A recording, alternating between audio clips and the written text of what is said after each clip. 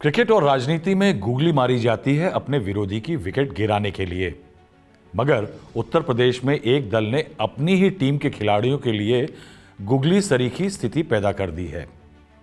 और इस पार्टी के कार्यकर्ता और पार्टी के सहयोगी दल हिंदी में असमंजस, अंग्रेजी में अनसर्टेनिटी एंड कंफ्यूजन और उर्दू में तजब्जुब से डूब रहे हैं। उन्हें डर है कि जो हवाओं में फुसफुसाहटें हैं वो सच हो गईं तो पार्टी और गठबंधन दोनों क्रिकेट की तर्ज पर हिट विकेट हो जाएंगे। रुकिए, समझाते हैं। मैं हूं राहुल श्रीवास्तव, जिस न्यूज के इस वीडियो में आपका इस्तकबाल यानी स्वागत है। 2 मार्च को बीजेपी की सेंट्रल इलेक्शन कमेटी की बैठक हुई दिल्ली में। प्रधानमंत्री मोदी समेत सब आला नेता साथ बैठे, मंत्रणा की। बाद में आने वाले लोकसभा चुनावों के लिए 195 उम्मीदवारों की घोषणा कर दी।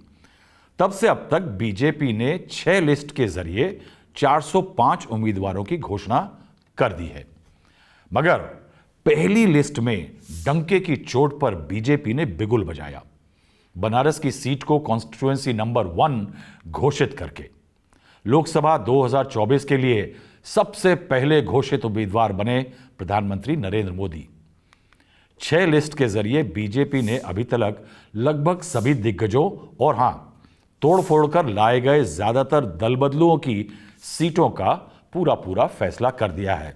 बीजेपी दिखाना चाहती है कि वो जीत की तरफ आगे बढ़ रही है। नोट करने लायक बात यह है कि ज्यादातर बीजेपी के मौजूदा दिग्गजों की ये पुश्तैनी सीटें नहीं हैं। बनारस से नरेंद्र मोदी, लखनऊ से राजनाथ सिंह, नागपुर से नितिन गडकरी वगैरह को आपने कभी ये बोलते नहीं सुना होगा कि पिछली कई पुश्तों से हमारे पुरखे ये सीट जीतते आ रहे हैं। अब आप ये सोचिए कि देश में कौन सी सीटों को पुश्तैनी गढ़ बुलाया जाता है, किन नेताओं के पास अनमोल इतिहास है पीढ़ियों से एक सीट से चुनकर आने का। मैं बताता हूं। ऐसी 2 सीटें हैं उत्तर प्रदेश की अमेठी और रायबरेली, और इन सीटों को लेकर कांग्रेस, समाजवादी पार्टी, दोनों पार्टियों के काडर और समर्थक अटकलों से घिरे हकीकत ढूंढ रहे हैं। यह बात किसी को पचानी मुश्किल जरूर होगी कि क्यों भाई, ऐसा क्यों है कि इन पुश्तैनी गढ़ों में काम करने वाले कार्यकर्ता सोच रहे हैं कि कौन लड़ेगा चुनाव। दिल्ली जीतनी है तो उत्तर प्रदेश जीतो। लोकसभा चुनाव की यह गणित नौसिखियों को भी मालूम है।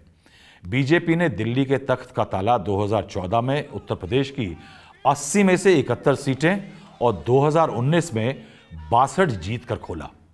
विपक्ष को समझ आ गया कि दिल्ली की चाबी दोबारा बीजेपी के हाथ जाने से रोकनी है तो दुश्मनों को दोस्त बनाना होगा। तो 2017 में साथ आए यूपी के लड़के यानी कांग्रेस के राहुल गांधी और सपा के अखिलेश यादव, जो 2019 में अलग हो गए थे, 2024 के लिए साथ आ गए।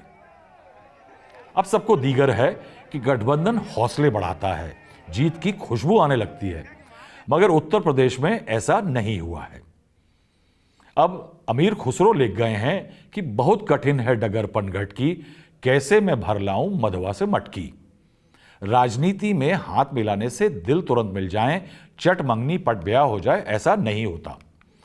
जमीनी हकीकत कुछ कहती हो। एक तरफ कांग्रेस को ज्यादा सीटें चाहिए थी, दूसरी तरफ डील फिक्स करने के मामले में वो कछुआ चाल चल रही थी।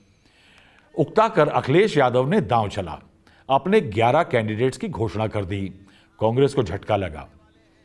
प्रियंका गांधी ने मध्यस्थता की और तय हुआ कि कांग्रेस पार्टी 17 सीटों पर उत्तर प्रदेश में चुनाव लड़ेगी और बाकी पर सपा। अखिलेश यादव ने हाल ही में जिस न्यूज को दिए एक इंटरव्यू में यह बात कबूली थी कि कांग्रेस मामला लटका रही थी। आपने ढुलमुल देखते हुए 11 सीटों की घोषणा कर दी कि मैं तो जा रहा हूं। नहीं, इसलिए कि कांग्रेस इंतजार कर रही थी किसी बात को लेकर के कि चुनाव की तारीख आ जाए तब गठबंधन हो। अभी तक सपा ने अपने हिस्से की 63 में से 47 सीटों पर कैंडिडेट्स की घोषणा कर दी है और कांग्रेस ने अपने कोटे की 17 में से सिर्फ 9 पर उम्मीदवार घोषित किए हैं। मगर एक भयंकर पेंच फंसा हुआ है। कौन लड़ेगा अमेठी और रायबरेली से? यह सीट समाजवादी पार्टी ने कांग्रेस के कोटे में डाली है। लॉजिकली यह सवाल उठना नहीं चाहिए। ये दो सीट किसी परिवार का गढ़ होने के मामले में देश में बेजोड़ हैं। आंकड़े दास्तान बयान करते हैं। 1952 से अमेठी और रायबरेली लोकसभा सीटों के लिए 37 चुनाव और उपचुनाव हुए हैं। 31 बार ये सीटें कांग्रेस ने जीती, 19 बार गांधी नेहरू परिवार ने और 8 बार परिवार के करीबी लोगों ने जीती। यानी 31 बार कांग्रेस की जीत हुई, उसमें से करीब 27 बार परिवार के लोग या परिवार के करीबी लोगों ने यह सीट जीती। आइए अमेठी सीट पर नजर डालते हैं। 1980 से 2014 के बीच अमेठी सीट गांधी नेहरू परिवार के 4 सदस्यों ने 9 बार जीती। ये थे संजय गांधी, राजीव गांधी, सोनिया गांधी और आखिरकार राहुल गांधी। 2 बार परिवार के करीबी नेताओं ने जीती। याद होगा 2019 में राहुल गांधी हार गए थे, बीजेपी की स्मृति ईरानी अमेठी में जीत गई थी। अब आइए रायबरेली को देखते हैं। रायबरेली पुरानी सीट है। 1952 से 2019 के बीच रायबरेली से परिवार के 3 सदस्य 10 बार जीत चुके हैं। यह हैं फिरोज गांधी, इंदिरा गांधी और सोनिया गांधी। 6 बार इसके ऊपर परिवार के करीबी लोग जीते हैं। देश की कोई और सीट एक परिवार के ऐसे दबदबे की दास्तान नहीं सुनाती है। पार्टी के सदस्य और सहयोगी अखिलेश उम्मीद से हैं कि परिवार का कम से कम एक ना एक सदस्य 2 में से एक सीट पर चुनाव जरूर लड़ेगा। जो सीट है ये गांधी परिवार के साथ पीढ़ियों का रिश्ता है और मैं समझता हूँ कि ये तीसरी चौथी पीढ़ी है जो वहाँ से जुड़ी है और वहाँ से बेटे से लेकर पोते से लेकर दादा तक के संबंध है। तो गांधी परिवार की सीट है और गांधी परिवार के साथ रहेगी। अभी तक तो जो हमारी जानकारी है, सूचना है कि परिवार का कोई ना कोई सदस्य वहीं से लड़ता है, क्योंकि उनकी फैमिली ट्रेडिशनल सीट है वो।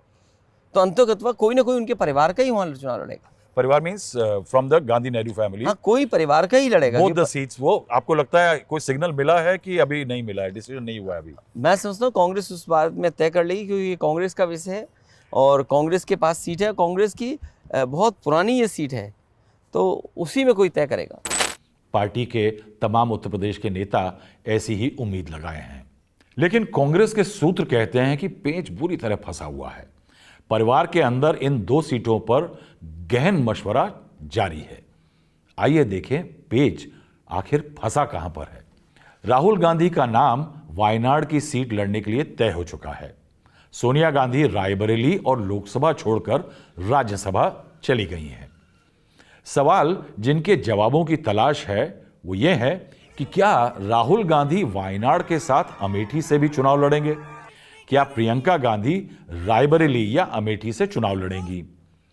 परिवार के सदस्य उतारने के अंजाम भी गौरतलब हैं। राहुल गांधी की परेशानी क्या है? अगर राहुल गांधी अमेठी या रायबरेली से भी लड़े और जीते तो 2 में से किस सीट को छोड़कर किस सीट के वोटरों को नाराज करेंगे? अगर अमेठी से लड़े और स्मृति ईरानी से दोबारा हार गए तो उनकी छवि को धक्का लगेगा। इधर प्रियंका गांधी की चुनाव लड़ने की भी परेशानियां हैं।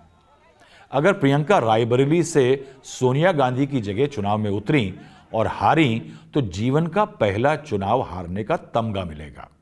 अगर जीत गई तो लोकसभा और राज्यसभा में एक परिवार के 3 सदस्य हो जाएंगे। यह परेशानी है। चुनाव से पहले कांग्रेस का पहला एम यानी गंतव्य राजीव गांधी के समय से कांग्रेस का दिल दिल्ली का 10 जनपद जहां सोनिया गांधी आज रहती हैं सिक्योर करना था। बीजेपी रायबरेली में लोकसभा चुनावों में क्या करेगी ये शंका थी, इसलिए सोनिया गांधी को राज्यसभा की सिक्योरिटी दी गई। कांग्रेस के सूत्र कहते हैं कि तेलंगाना और कर्नाटका के मुख्यमंत्री सोनिया गांधी को अपने यहां से राज्यसभा भेजना चाहते थे, मगर रायबरेली सीट खाली कर सोनिया गांधी ये सिग्नल नहीं देना चाहती थी कि अब गांधी नेहरू परिवार को दक्षिण भारत ज्यादा प्रिय है, खासकर इसलिए भी कि राहुल गांधी वायनाड से लड़ने का अपना मन बना चुके थे। सूत्रों की माने तो राहुल और सोनिया गांधी चाहते हैं कि प्रियंका गांधी रायबरेली से सोनिया की जगह चुनाव लड़ें। आखिर गठबंधन के फेरबदल में पहले उत्तर प्रदेश की प्रभारी रही प्रियंका गांधी को कोई राज्य का इंचार्ज नहीं बनाया गया, शायद इसलिए कि वो चुनाव लड़ सके। सवाल यह है कि अगर गांधी सरनेम अमेठी और रायबरेली से चुनावी मैदान में कूदा ही नहीं तो 2024 के चुनावों में उस चीज का हश्र आखिरकार होगा क्या? तो अगर गांधी परिवार का कोई भी सदस्य अमेठी और रायबरेली से नहीं लड़ा तो उत्तर प्रदेश में इंडिया ब्लॉक की ताकत पर सवाल खड़े होंगे कि उसमें कांग्रेस की फर्स्ट फैमिली के सदस्यों को पुश्तैनी गढ़ों में जिताने की कुव्वत नहीं, ताकत नहीं है। उत्तर भारत में सिग्नल जाएगा कि कांग्रेस इस इलाके में सिमट रही है। और बीजेपी को तो आप जानते ही हैं, बीजेपी का कैंपेन सीधा और साफ होगा कि इंडिया गठबंधन में दम नहीं, इसीलिए गांधी परिवार के सभी सदस्य उत्तर प्रदेश छोड़ करके चले गए हैं और ये अखिलेश यादव के लिए नुकसान का सबब बन सकता है। कांग्रेस जन और उनके समर्थक हिम्मत ना हारें, मैं ये कहूंगा। गांधी परिवार के पास अभी काफी समय है, अभी देर नहीं हुई है, अभी वक्त काफी है। अमेठी और रायबरेली से चुनाव कौन लड़ेगा, इस बात पे यह भी गौर करने की बात है कि दोनों कॉन्स्टिट्यूएंसीज का चुनाव 5वें चरण में है। नामांकन की आखिरी तारीख 3 मई है, यानी अभी 1 महीने से ऊपर समय बाकी है। कांग्रेस अपनी इलेक्शन कमेटी की बैठक करके परिवार के किसी एक सदस्य को आमराय बनने पे वहां से फील्ड कर सकती है और चुनाव में शायद एक गुगली फेंक सकते हैं। यानी अमेठी और रायबरेली को या अमेठी और रायबरेली में से एक सीट को परिवार का दिग्गज अभी भी मिल सकता है। हम सरीखे राजनीति के छात्रों और राजनीति में घनघोर दिलचस्पी रखने वाली आवाम के लिए चुनावी दांवपेच बहुत लजीज होते हैं। हो सकता है कांग्रेस गुगली की तैयारी कर रही हो और वो ऐसी गेंद अमेठी और रायबरेली में फेंके कि उत्तर प्रदेश की तमाम और सीटों में वोटर उसके विपक्ष को क्लीन बोल्ड कर दे। लेकिन यह सब भविष्य में तय होगा। आज बस इतना ही। मेरे 2 बहुत मामूली छोटे से मशवरे हैं। चुनाव के बाद 5 साल दुखड़े रोने से बेहतर है कि चुनाव के दिन वोट देने घर से सुबह निकलिए। पहले निर्वाचन, फिर भोजन। दूसरा, मेरी टीम का हौसला बढ़ेगा। वीडियो को लाइक करें, जिस्ट को सब्सक्राइब कर दीजिए। खुश रहिए, मुल्क की रूह को सहेज के रखिए। धन्यवाद।